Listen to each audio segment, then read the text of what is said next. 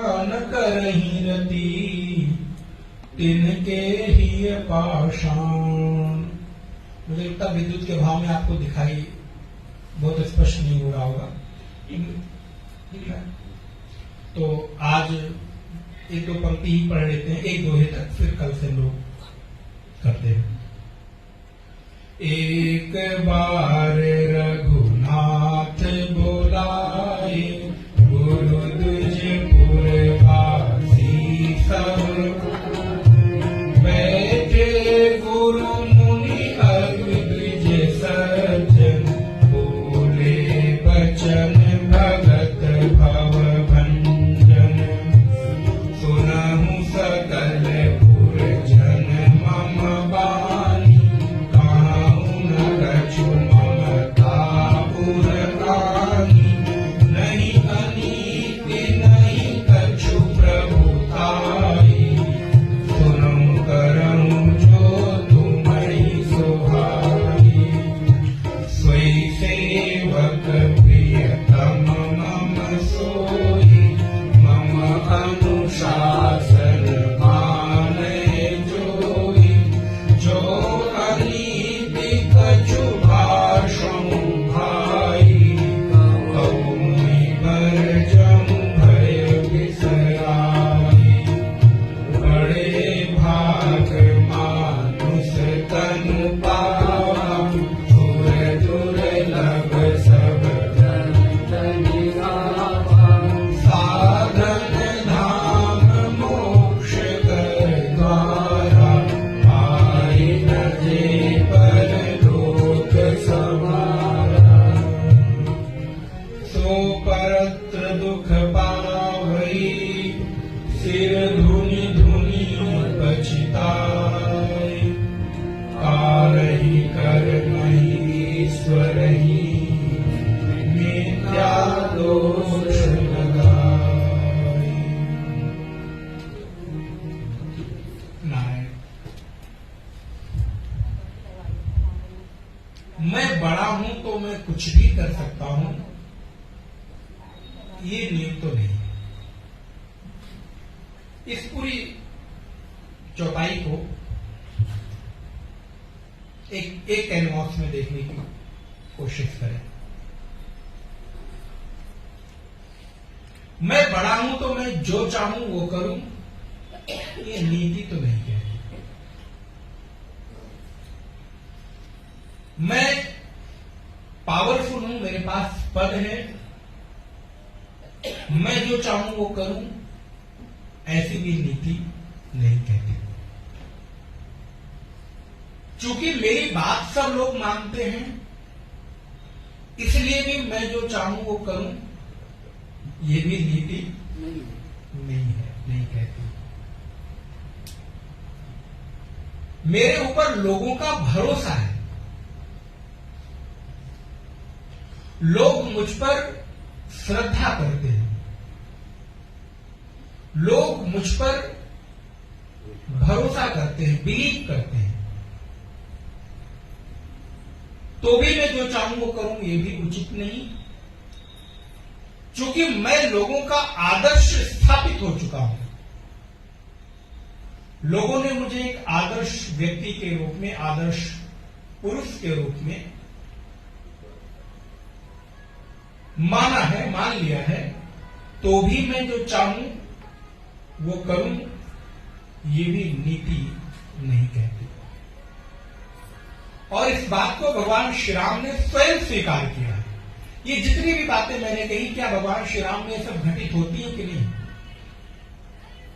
भगवान को लोगों ने आदर्श माना ही नहीं, बल्कि वो तो आदर्शवान है ही। भगवान के प्रति लोगों की श्रद्धा है, ये भी सच है।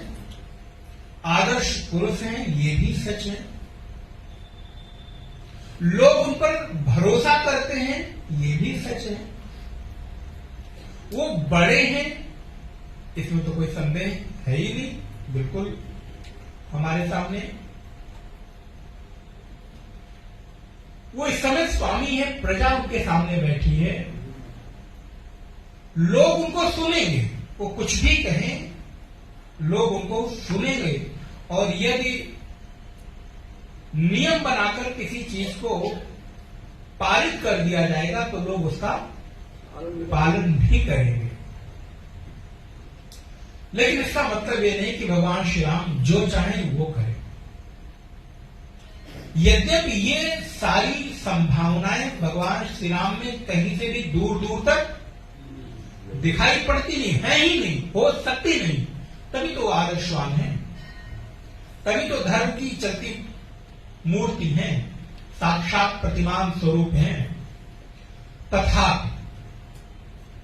जो श्रेष्ठ है, जो आदर्शवान है, जो बड़ा है, जो भरोसे का व्यक्ति है, जो आदर्शवान है, जिसको लोग अपना श्रेष्ठ मानते हैं, ये मानना उनका धर्म है, उनका कर्तव्य है, ये उनकी श्रद्धा है। लेकिन फिर अब मेरा अपना क्या कर्तव्य बनता है कि फिर मैं भी उसका पालन करूं। ध्यान रखिए, श्रद्धे में कोई श्रद्धा कर रहा है, ये श्रद्धे की श्रेष्ठता भले हो सकती है, लेकिन जो श्रद्धावान व्यक्ति है, श्रद्धालु व्यक्ति है, उस श्रद्धालु की श्रद्धा को और बढ़ाए, अपने विचारों से, अपनी क्रियाओं से, अपने भावों से, अपने गुणों से, यह श्रद्धे का कर्तव्य हो जाता है। श्रद्धा करना श्रद्धालु का विषय है। वो श्रद्धालु है इसलिए श्रद्धा कर रहा है, लेकिन क्या इतने भर से चीजें पूर्ण हो जाती है? बोले नहीं, श्रद्धा करना उसका काम है, लेकिन फिर जो श्रद्धेय है उसका भी दायित्व तो थोड़ा बढ़ जाता है, उस श्रद्धेय का कर्तव्य भी थोड़ा बढ़ जाता है कि अपने प्रति आए हुए श्रद्धालुओं की श्रद्धा को और अधिक बढ़ाकर उनको वापस कर दे, ये श्रद्धेय की ड्यूटी बनती है।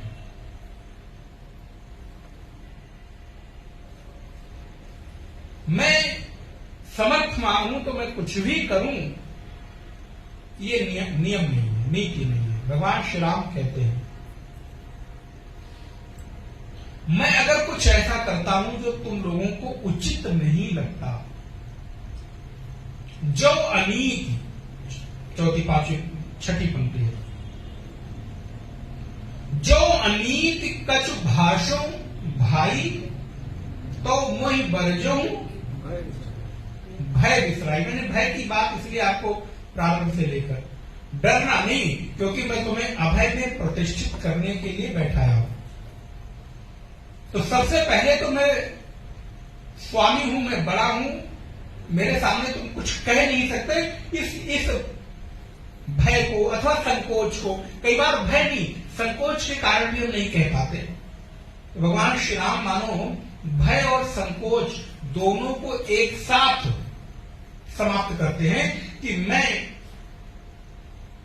तुम्हें निश्चित करता हूं, यदि मेरे किसी भी आचरण व्यवहार से, मेरी किसी भी वाणी के व्यवहार से तुमको उचित प्रतीत नहीं होता, तो भैया संकोच भी त्याग देना और भय भी त्याग देना, और मुझे आकर अधिकार पूर्वक कहना।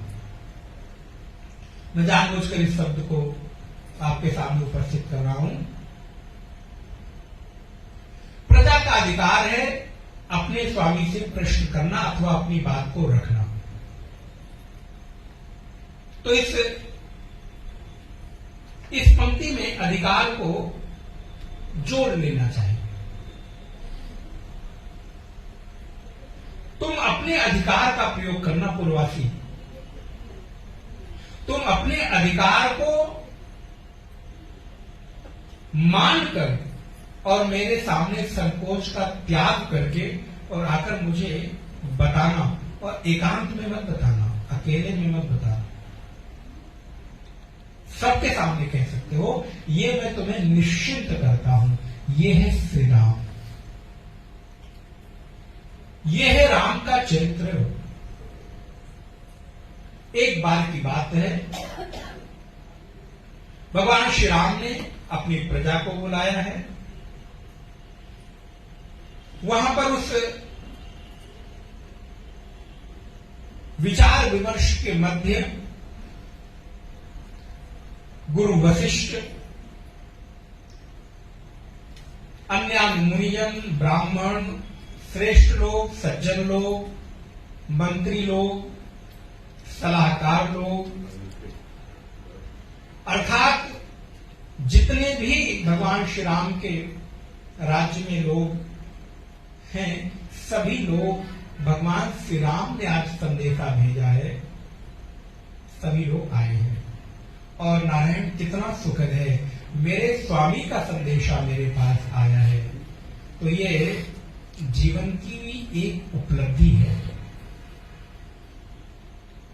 आपके जीवन में कोई श्रेष्ठ व्यक्ति का अनुशासन हो, ये आपकी कमाई है।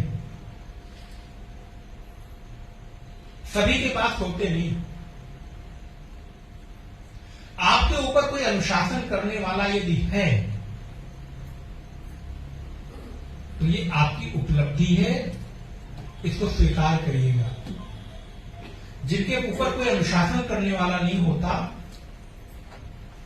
कभी जरा उनसे पूछिएगा, वो चाहते हैं कि मेरे ऊपर भी कोई शासन करे। पुत्र को अटपटा लगता है कि पिता अनुशासन कर रहा है। पुत्र को शायद अच्छा नहीं लगता, संतान को अच्छी नहीं लगती, लेकिन उस पिता से पूछो, शायद उसको मन में कभी एक कोने में कभी तो विचार आता है कि मेरे भी ऊपर मेरे पिता अनुशासन करने वाले आज होते। यद्यप जिस समय थे उस समय उसकी महत्ता, क्योंकि ये नियम है ना, जो चीज मिल जाती है फिर उसकी महिमा, वस्तु का पता वस्तु के न रहने के बाद ही, वस्तु से तात्पर्य व्यक्ति, परिस्थिति। इसलिए आज सारे लोग, नारायण गुरुजन आए हैं, वशिष्ठ ऋषि आए हैं, ब्राह्मण लोग आए हैं, मंत्री लोग आए हैं। मेरे स्वामी ने संदेशा भेजा है, और इस संदेशे में केवल एक प्रोटोकॉल नहीं होता, बल्कि संदेशे में एक प्रेम भी छुपा होता है।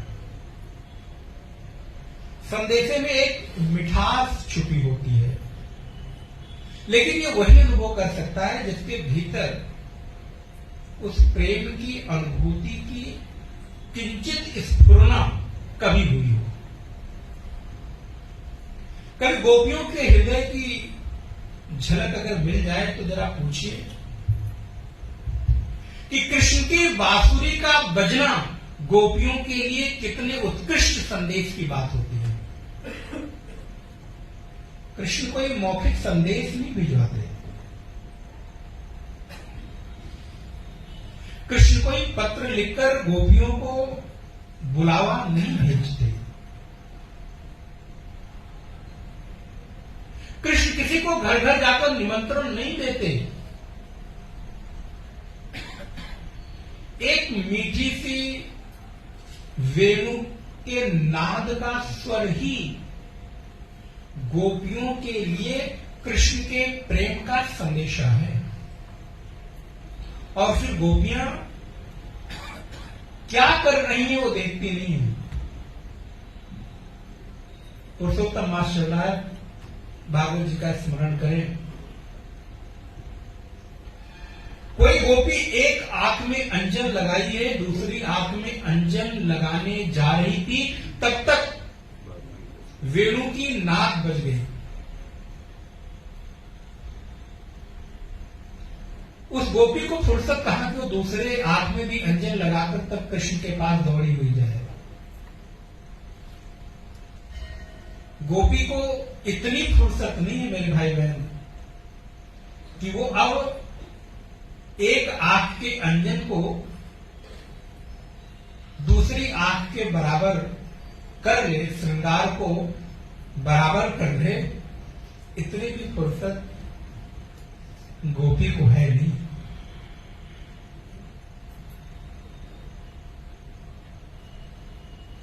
मेरे प्रेमी का, मेरे स्वामी का, मेरे कृष्ण का संदेशा आया है। और